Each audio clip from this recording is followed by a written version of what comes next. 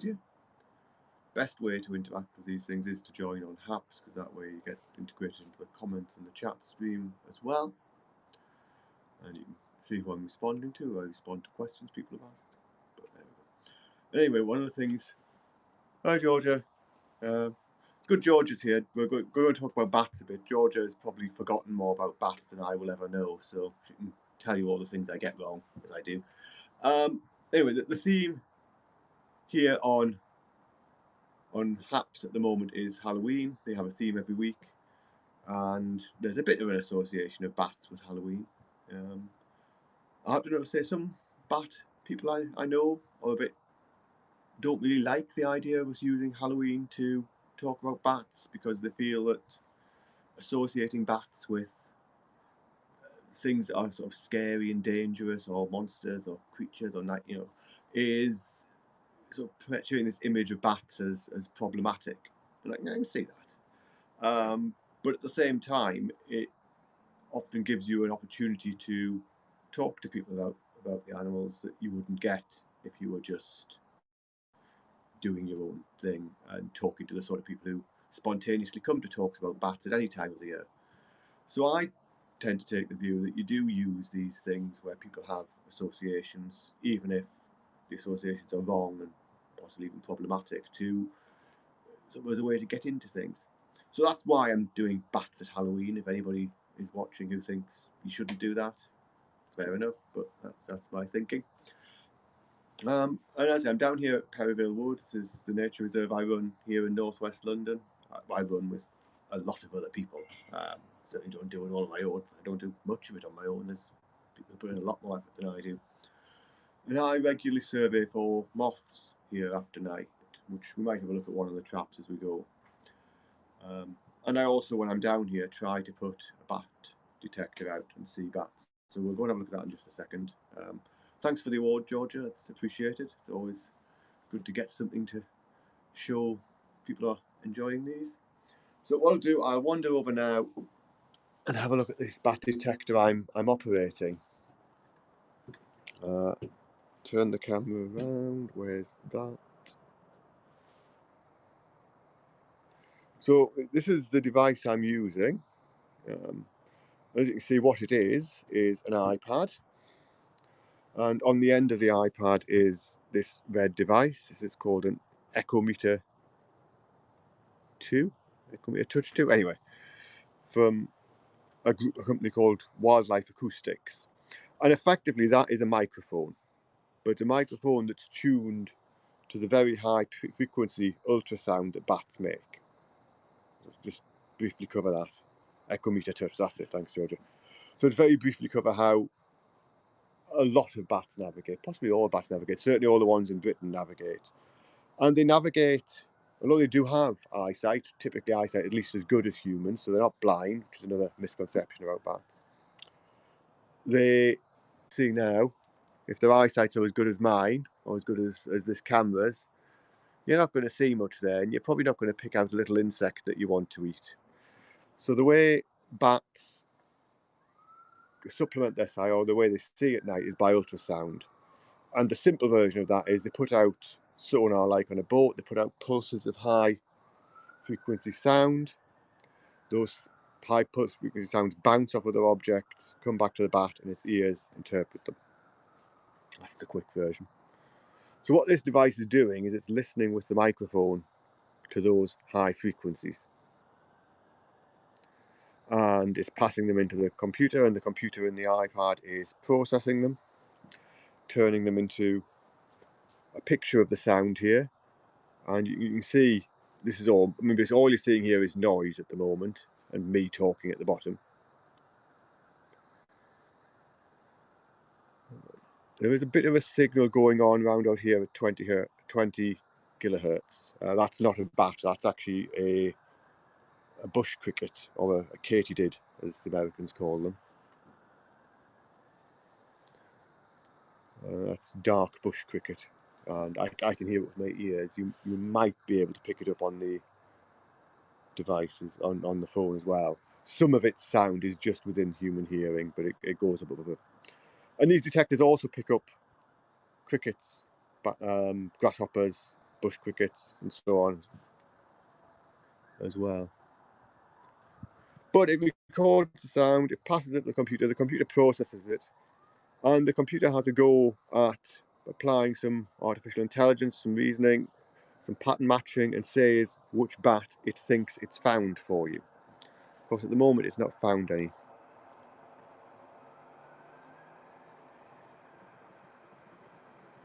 Which is not ideal.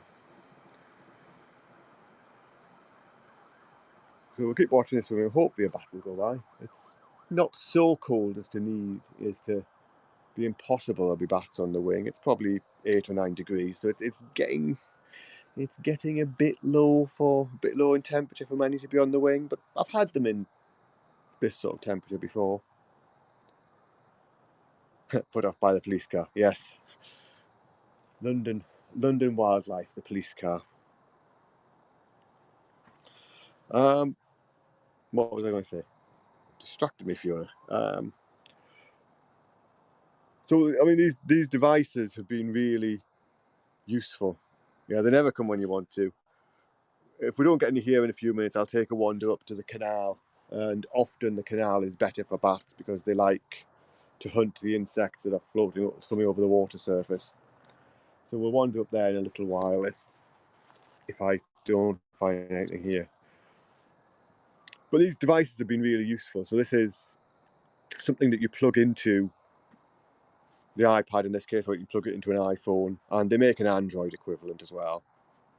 In fact, they only make the Android version now because Apple have changed the rules about what you're allowed to plug into their devices, and apparently you're not going to be able to manufacture things that can plug in as microphones anymore. I think they're trying to work on a solution. But what that means is you don't need the recording device yourself, because that's with the phone. You don't need the you don't need the computer software to do the processing of the signals yourself. It's all built into a device you're probably carrying around with you. So this makes this much cheaper and much more accessible to people like myself who do this because they find it interesting, but not because it's their profession, not because it's something that they've got streams of funding to do. So it allows me to at least do some studying. There's another device I've got, which I've not got here, called an audio moth. And that is effectively a little bit of recording computer hardware, microphone. You plug something card in it, it just sits there and records. It's used a lot for bird song, but you can use it in bat mode as well. It's essentially a passive detector. So I would just, if I set that up here, I would just set that up somewhere where I thought there might be bats. I tried making a bat detector. I haven't tried doing one myself, Georgia. Let me share that comment so people know what I'm responding to. I haven't tried making a bat detector myself, although it's quite a popular way of introducing people to bats in the UK. There's a fairly affordable basic bat detector kit you can buy that you can put together. It's been designed so you can put it together without any soldering or without anything dangerous, so you can have children do it. And quite a lot of nature reserves do things where they do an introduction to bats. You come along during the day, you hear a bit about bats, you make your own bat detector, then you stay, or you come back at night and you go out with your bat detector and find things. And it's a really good way to engage people with bats, and give them something that they can then take away. And I think a lot of people are really surprised that just flying around, pretty much anywhere in Britain, any urban area really, if you've got anything that can support insects, you'll have bats. And I think people are often quite surprised that they have bats flying around their homes and so on. So cheap technology that gives people that insight into the world is really good.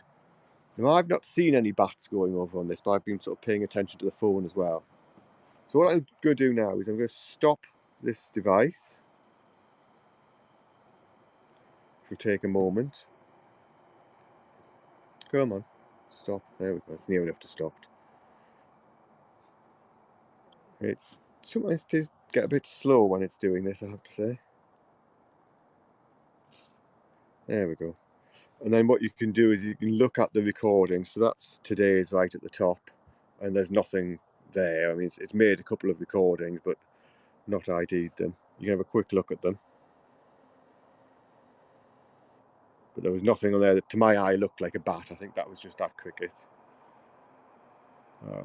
But just so we got an idea what we would see if there were bats, this is a recording I made down in Cornwall last week, I think.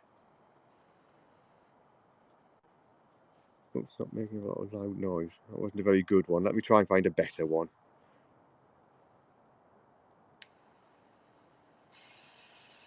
Is that any better?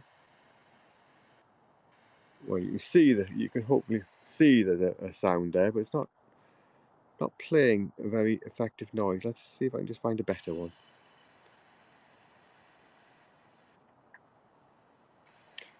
And what it's also doing is it's playing it through, it's translating the sound down to something that you might be able to hear, well, that you can hear with your ears. And it's effectively doing that by taking how much the sound differs from a frequency in the middle. It's a process called heterodyning, I believe.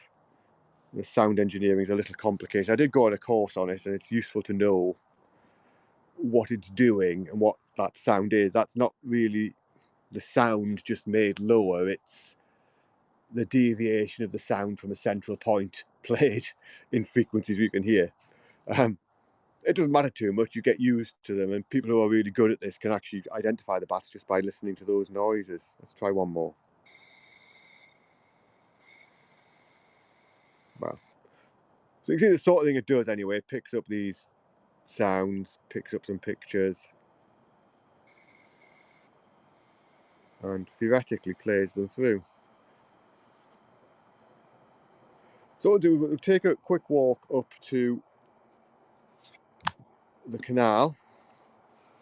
Let's turn this camera around it so we can talk to each other. There we go, turn around. Take a quick walk up to the canal at the end of the reserve, and see if there are any bats flying over the water there, and see if we see anything else on the way. We'll do a general wander. We'll go past one of the moth traps as well because it's on the way. Oops, throw a torch on the floor, never good. So this bit is pushing the technology, I have to say, for what you get, but should be at least able to see a torchlight bouncing in front of you, and if we see any interesting wildlife, I'll try to stop and illuminate it so we can have a look. And we'll give the bat detector a go elsewhere on the site, see if there is anything to see.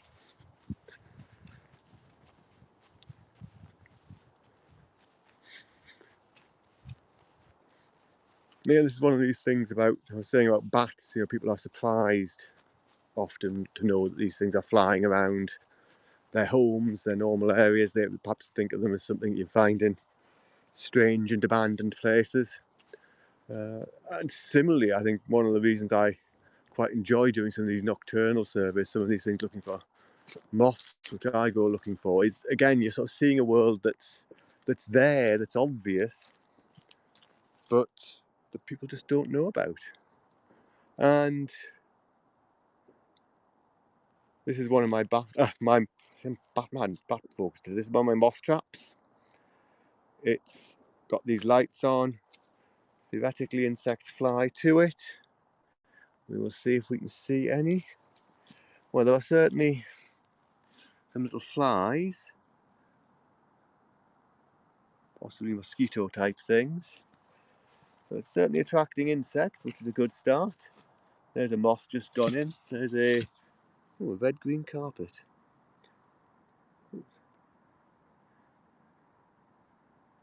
Rather an attractive moth. And this is a species that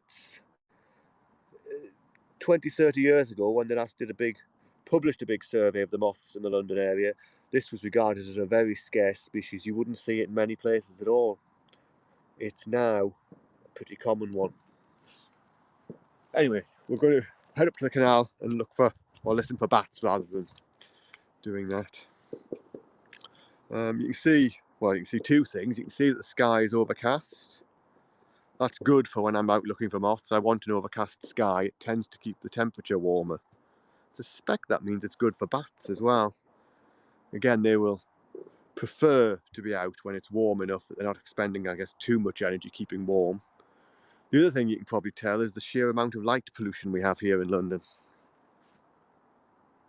Yes, I know. Shocking, isn't it, Georgia?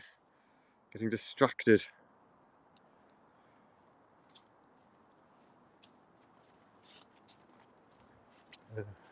I mean, I do like, I always try to run my bat detectors when I'm out doing these moth surveys, at least see what's about. I think because of the nature of the organism and the ethical requirements around it, and in Britain certainly the legal requirements, it's actually harder to study bats much more than by listening with bat detectors or occasionally seeing one flying, because you can easily do a lot of damage to a bat colony. Certainly a hibernation roost if you were to go in there or interact with it. So it's a group of organisms where the commitment to work on them is quite high, which is partly why although I pay attention to them, I'm going to stick with moths and insects.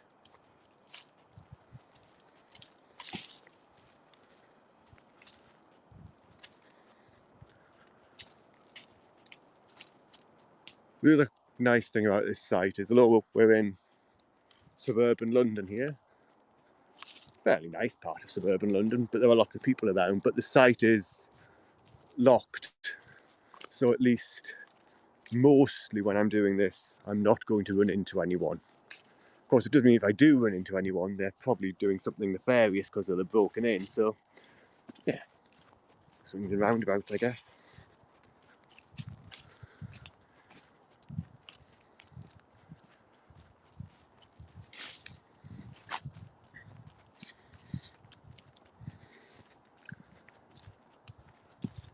Let's see if anything else is about. Some other non-bat things. There's focus on it. A harvestman. So it's a group related to the spiders, but it's not a spider. It's a pillions or a harvestman, or some places they call them daddy long legs. So that's one of those names that's, oops, they're messy because daddy long legs means other things in other countries. It tends to refer to crane flies here in Britain, but I think quite often in America and possibly Australia they refer to these harvestmen as daddy long legs. I'm not going to attempt to identify that one today. I have got the key to the British harvestman, so theoretically I could identify it. And here's a spider. Spiders are always funky. So this is a fairly young, because it's quite small, Nunctia umbractica. I suppose spiders fit the Halloween theme. And in the same way as with bats, they're not scary and they're not something to be frightened of, and they're important wildlife stuff, but they have this association with being scared and Halloween. So it's an opportunity to talk about them and talk about how fascinating they are as creatures. They evolved to hunt insects. These ones, I don't think these ones spin a web to trap the. Oh, do they? Hang on, I may be misremembering. No, I can't remember. But again, spiders are another group that often we find when we're doing these surveys. I find spiders very hard work to identify. I'm pretty sure this one's Nunctia umbractica though, or the walnut orb weaver. So it must weave a web. Yes, okay. Reminding myself. There we go. Anyway, we'll wander a bit further up.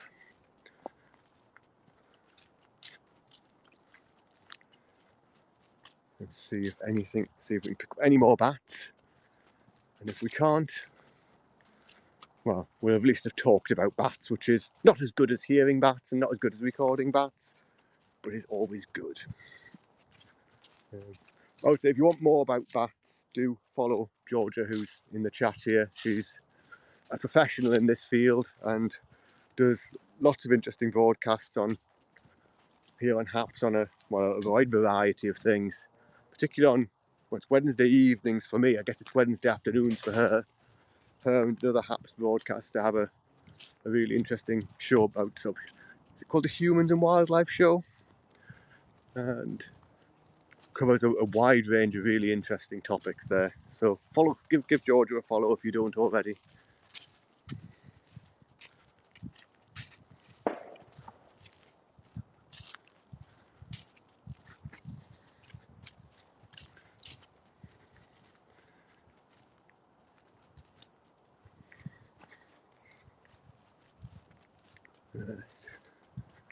Walk a bit further along, I can hear one of the canal boats has a generator going, which will, although it wouldn't stop the bat detector picking up bats necessarily, because they're making sound at completely different frequencies, it's a bit distracting. So I'll just walk a little bit further along till we get slightly beyond where it is, and then I'll fire up the detector again and we'll see once more if we can pick up any bats.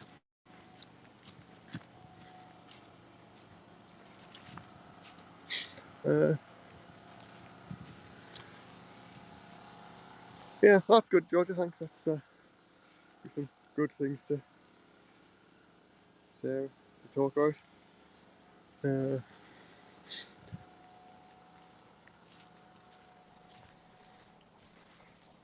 we go. So yes, do watch Georgia show. Hello, David. Another good science broadcaster, David Dunn, has just joined us. David is a professor of astrophysics, astronomy, one of those, possibly both of those, and regularly tells us about the night sky. If I point the camera up here, you can see that there's not going to be much night sky to tell us about up here. It's very overcast, which obviously for David, looking at stars would be disappointing, but for me, when I'm doing my moth surveys, a nice overcast night stays warmer. So that's always encouraging. Right, I'll just find somewhere where I've got a bit of exposure. Astronomy, excellent. You can use the bat detector when walking, but it picks up a lot of noise from pushing through the undergrowth, because it will,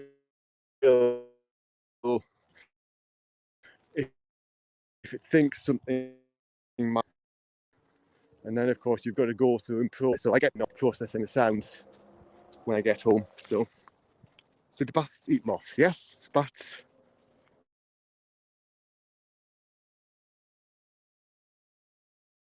Bats do eat. In species are not a major part of their food. They will take them, but in the main, for most of the species, the majority of their diet is tends to be flies mainly, I think. But there was a paper in one of the books about moths that I have, Moths and Butterflies of Great Britain Island series, the first volume of that, discussed what was then known about the ecological interaction of moths and bats. And there certainly are exceptions. There are cases where bat colonies, people can go in and find the discarded moth wings on the floor. The bats probably eat the juicy fatty body of the moth rather than trying to eat the wings, which maybe don't have much nutrition. So people have done surveys of the species that they're taking by going in And there's a whole other topic on moths and bats, which I'll talk about a little bit as I'm walking up here. But some of the moths have developed defences against the bats. Some of them have developed the ability to make their own squeaks, their own ultrasound noises that are thought to be attempting to block or drown the signal that the bats are producing and confuse the bats. Some of them, I understand, have structural characteristics that reflect the sound in a particular way.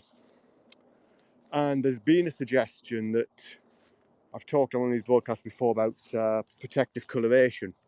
So often things that are bright red are distasteful to eat. So that colour says, don't eat me, I'm going to make you sick. And there's a suggestion that, I'm not sure this is fully proven, but I haven't fully followed the recent research, but there's a suggestion that some of the moth species have the acoustic equivalent of that. They have something on them, some structure that reflects the ultrasound in a particular way that communicates to the bat, I'm a really bitter and unpleasant insect to eat, don't eat me. And that seems a really interesting thing, that there's a sort of whole world of acoustic signalling and acoustic, not camouflage, aposematic coloration, effectively. Well, that's not coloration that's going on out there. I'm just going to put this camera down for a second.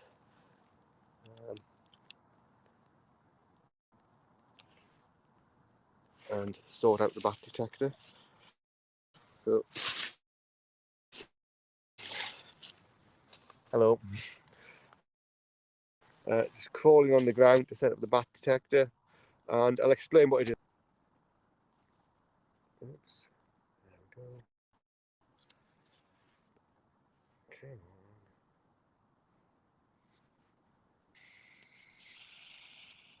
on. Turn that down a little bit. So let me explain what I've got here. This, I will illuminate, is essentially my iPad with a microphone attached to it that listens in the ultrasound, this high frequency sounds that bats make, and it records that, passes it through here,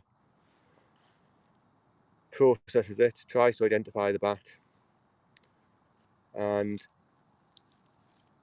records the sound if there is any. And you can see there, if I click my fingers or clap my fingers, that's me. You can see on the ultrasound at the bottom there. Yeah, it's a nice bit of tech. I'm, in ways, really lucky to live in a time when stuff like this is just routinely available.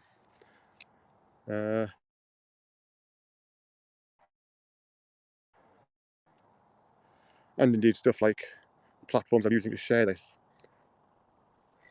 So we failed to find any bats with it before. Nice tech though it is. Give it a little while here.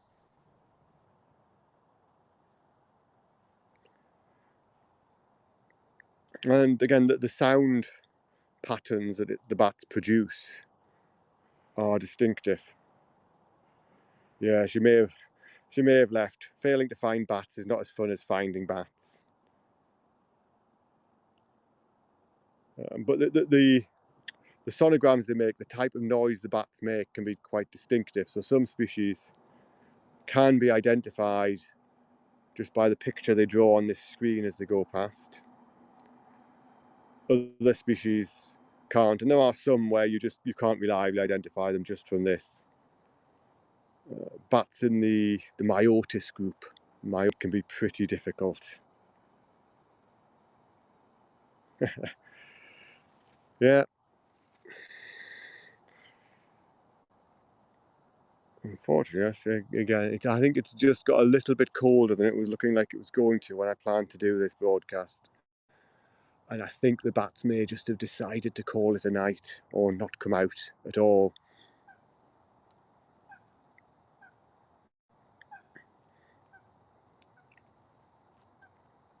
One of the nice things about this reserve for bats is because we manage it ourselves, because we don't have too many people in, we're able to leave a fair amount of sort of standing dead wood, and again that can often provide the habitat where the bats will roost up. So again, that can be useful. Was that something? No, that was me walking. And you see, if I walk along here, you can see what I was saying before. There's a lot of noise there, which are my footsteps. In the main, the detector is pretty good at telling they aren't bats, they're just noise. But it still does get the odd one wrong.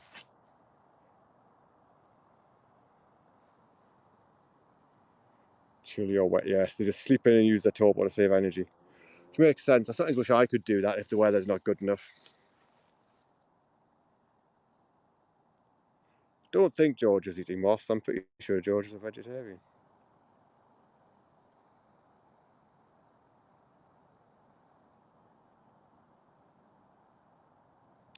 So the pattern you can see on there, at the bottom, that's the dark bush crickets again. You might be able to hear them as well, sort of chirp. Some of the sound is within the human auditory range on those, and some of it's above. So you can use these detectors for surveying for orthoptera, grasshoppers and crickets and the like as well. But at the moment, the software on here doesn't automatically notice that's a cricket sound. So I can manually record it if I'm out somewhere hearing a cricket. But I can't, at the moment, have software that does it automatically for me like it would for the bats. Anyway, go quickly. And then I think if we're not seeing any more bats, I will call it a day, let people get back to their business, and we'll probably report back tomorrow on the moths that we've seen, if we've got many. There's a wood pigeon just flew out there.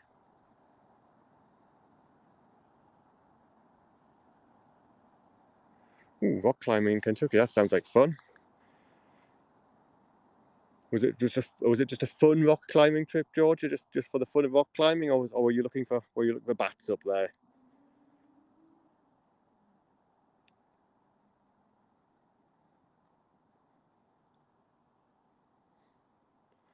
Just for fun.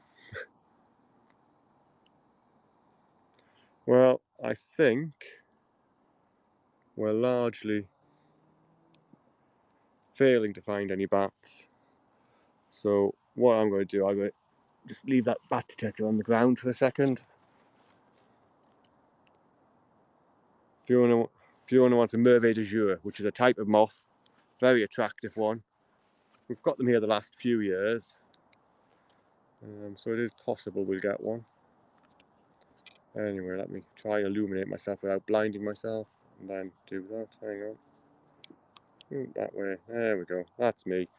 So there we go. We had a look for some bats. We failed to find any, but we've talked about bats, which is interesting, and we've had at least seen a moth and heard some crickets. And I'm going to be down here for the rest of the night. I'll turn in and go to bed soon and try and get some sleep, and get up in the morning, have a look through the moth traps, and I'll do a broadcast, probably not when I'm going through the traps, just because it's not that practical, but later on in the day, and talk about any moths that we've seen. So goodbye everyone.